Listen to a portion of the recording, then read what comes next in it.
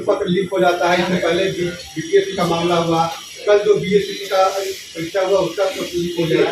कौन लोग हैं जो के रैकेट में शामिल है? बिहार की सभी से झूठ हो रही है, क्या कहेंगे? थोड़ा सा देखिए, प्रश्न पत्र लीक होना ये कोई आज पहला बात तो है नहीं कि पहला बार हम लोग प्रेस कॉन्फ्रेंस में ऐसा क्वेश्चन कर रहे हैं कि बीपीएससी का प्रश्न पत्र लीक हो गया।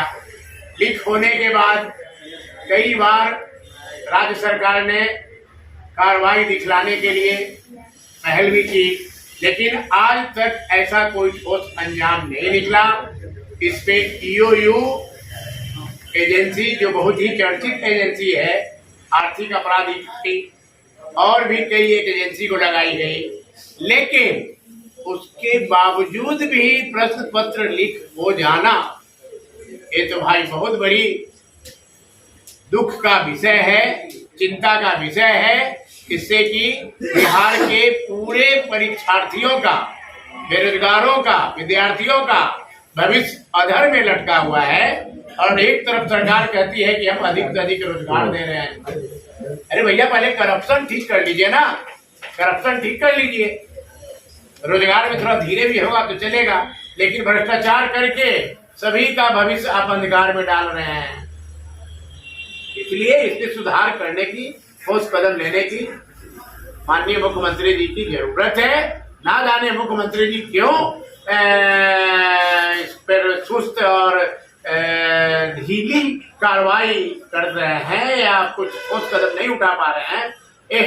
मेरे समझ से बाहर की बात लगता है कि बिहार की छवि धूमिल हो रही है इस तरह के कारनामे होने की। अब आप बताइए कि किसी भी प्रदेश में इस तरह का लगातार सुनने को आपको मिलता है कि प्रश्न पत्र लीक हो गया, फलना जगह का, कल फलना जगह का, ऐसा सुनने को मिलता है बिहार के अलावा? इसीलिए तो बिहार राज्य बदनाम है। परीक्षा को रद्द कर देना चाहिए। बिल्कुल परीक्षा को रद्द कर देना चाहिए। जब प्रश्न पत्र जब लीक हो गया तो फिर वो परीक्षा ही रहा क्या? वो तो परीक्षा नहीं रहा। फिर इसमें तो परीक्षार्थियों का भविष्य अंधेरे में नहीं चला जाएगा सर? अरे अंधेरे में चला जाएगा तो ये सरकार सोचेगी ना। हम तो विपक्ष में है, भाजपा गठबंधन की पार्टी है, विपक्ष में बैठे हुए हैं। हमको जहां तक जो सूचना आती है वो आप लोग के सामने रख देते हैं। जनता के पास गांव, प्रखंड, जिला स्तर पर ले जाना आपका काम है। कल शिक्षा मंत्री ने कहा कि इस मामले की जांच की जाएगी, जांच के बाद जो है शिक्षा रद्द या किसी भी तरह का बात जो है विचार किया जाएगा। बहुत ठंडा का बहाना बना के, जैसे आपने मीडिया पर भी चला, प्रशासन ने दाह संस्कार भी करा दिया, लेकिन 166 आदमी का पुष्ट खबर है कि मौत। और दारू माफिया कौन है, इसकी जांच का विषय जरूर बनता है। और जितने भी दारू माफिया है वह सरकार पोषित लोग हैं। कल भी जो सारण के जलालपुर प्रखंड के नूरनगर गांव से राजेश कुशवाहा और डॉक्टर जो गिरफ्तार हुआ है वह जदयू का कार्यकर्ता, और जदयू के लोग और आरजेडी के लोग ही पूरे घटना के पीछे हैं। और उन्हीं के हाथ के कारण आज इतना बड़ा नरसंहार हुआ है। तो इसका जरूर सीबीआई से जांच होना चाहिए। दूध का दूध और पानी का पानी होना चाहिए।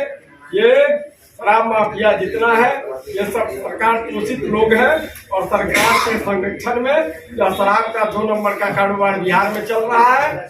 और रहा बात कि आप लोग पेपर के बारे में भी सुनील जी से क्वेश्चन पूछ रहे हैं। बिहार में आरक्षित चयन परिषद है। आरक्षित चयन परिषद के माध्यम से सिपाही का भर्ती होता है। उस सिपाही का भर्ती का परिणाम जितना निकल करके 10-15 वर्ष में जो नीतीश कुमार जी के शासन काल में जितना नियुक्ति हुआ है उसकी जांच कर लिया जाए। महिला आरक्षित जितनी बहाल हुई है उसमें 80% नालंदा जिला से क्यों है? खाली नालंदा जिला में ही मेरिट है। यानी नीतीश कुमार के इशारा पर जितना प्रश्न पत्र लीक हो रहा है और घोटाला हो रहा है, ये सब नीतीश कुमार करा रहे हैं और नालंदा के लोगों को भरने के लिए ये कर रहे हैं। और इसी में जब मीडिया के सामने ये सारे तथ्य आ जाते हैं तब उजागर होते हैं, और जो छिपा रास्ता रहता है वह छिपा रास्ता रहता है। ये सब एक अन्य मार्ग से चल रहा है और नीतीश कुमार पोषित है। नीतीश कुमार में है हिम्मत तो इसका सीबीआई जांच करे। रामबंदी जहाँ पे घटना घटी है उसी वजह से आप मानते हैं, तो आप एक कंफर्म करें कि जो सरकार आंकड़ा दिखा रही है मृत्यु का, क्या वो गलत है या सही? बिल्कुल गलत आंकड़ा दिखा रहा है। आप लोग देखे, हम तो एक दिन इंडिया न्यूज का देख रहे थे, कि पूरा का पूरा रिपोर्ट में आ रहा था कि किस ढंग से लोगों को प्रशासन के लोग डरा धमका करके आम मुखिया लोकल बॉडी के लोगों को मिला के प्रशासन के लोगों का दाह संस्कार करा दिया, न पोस्टमार्टम होने दिया, न हॉस्पिटल में इलाज होने दिया, न हॉस्पिटल में गया तो डेथ होने के बाद 166 आदमी का एकदम मृत्यु हुआ है। 166 आदमी से सही और कुछ आंकड़ा नहीं, एक तो तैयार नहीं है। आप लोगों ने भी धरना दिया, प्रदर्शन किया, राज्यपाल से मुलाकात की, क्या कहेंगे? क्या आप लोग की बात सरकार सुनेगी? देखिए, ये सरकार पूरी तरह से झूठ बोल रही है। बिहार में आदरणीय मुख्यमंत्री नीतीश कुमार जी इतना बड़ा झूठ बोल रहे हैं और विधानसभा में चलते सत्र में उन्होंने झूठ बोला। 2016 में शराबबंदी हुआ और 2016 के बाद अगस्त में शराबबंदी कानून में उन्होंने जोड़ा कि और शराबबंदी कानून का गजट है 2016 का अगस्त का, जिसमें पैरा 42 को आपने पढ़िएगा, उसमें स्पष्ट है कि जहरीली शराब से कोई भी मौत होगी तो उनके परिजनों आश्रितों को 4 लाख रुपया, जो गंभीर रूप से शराब से प्रभावित होंगे, गंभीर रूप से बीमार पड़ेंगे, उनको 2 लाख रुपया, जो आंशिक रूप से जहरीली शराब से प्रभावित होंगे उनको 20,000। उसके बाद अक्टूबर नवंबर में गोपालगंज में खजूरबन्नी में जहरीली शराब से पहली बार 19 लोगों की मौत हुई और कई लोग की आंख की रोशनी चली गई। उसी समय इस सरकार ने, बिहार सरकार ने, वहां के डीएम ने 4-4 लाख रुपया वहां के 14 परिजनों को, 16 परिजनों को 4-4 लाख रुपया भुगतान किया मुआवजा के मद में। और उस शराबबंदी क्लॉज में है कानून में कि जहरीली शराब से मौत के बाद जो शराब विक्रेता होंगे या जो शराब निर्माता होंगे उनसे असूल के सरकार देगी, भुगतान करेगी।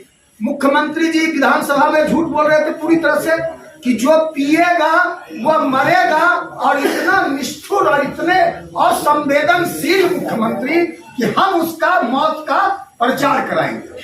और उसके बाद उन्होंने विधानसभा में कहा कि मुआवजा हम नहीं देंगे, मुआवजा का कोई प्रावधान नहीं।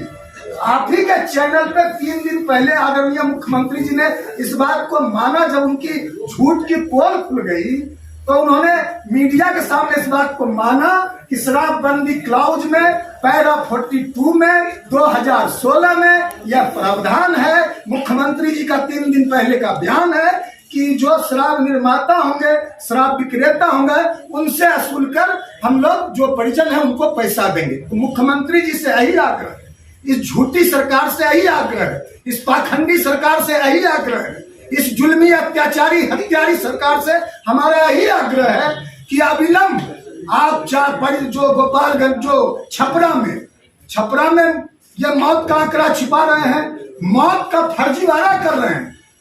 80